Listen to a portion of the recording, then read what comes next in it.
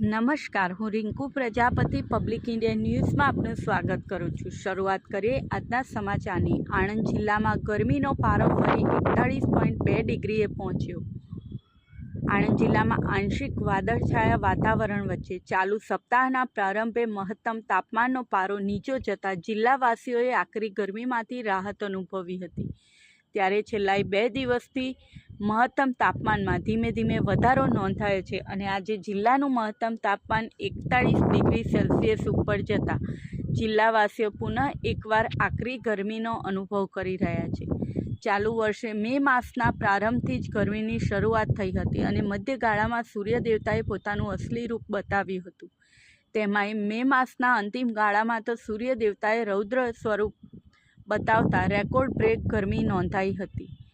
લગભગ 5 દિવસ સુધી મહત્તમ તાપમાનનો પારો 45 ડિગ્રી સેલ્સિયસની આસપાસ રહેતા જિલ્લાવાસીઓ કાળઝાળ ગરમીના કારણે આકુળ વ્યાકુળ બની ગયા હતા।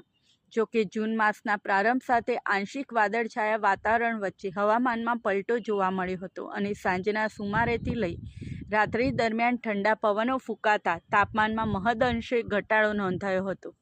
ચાલુ સપ્તાહના પ્રારંભમાં મહત્તમ તાપમાનનો પારો 40 ડિગ્રી સેલ્સિયસની નીચે રહેતા જિલ્લાવાસીઓએ આકરી ગરમીમાંથી રાહત અનુભવી હતી। જોકે છેલ્લા 2 દિવસથી પુનઃ એકવાર મહત્તમ તાપમાનનો પારો ઊંચકાયો છે। ધીમે ધીમે ગરમીમાં વધારા સાથે આજે મહત્તમ તાપમાનનો પારો 41.2 ડિગ્રી સેલ્સિયસ સુધી પહોંચી જતાં જિલ્લાવાસીઓએ ફરીથી કાળઝાળ ગરમીનો અનુભવ કર્યો છે।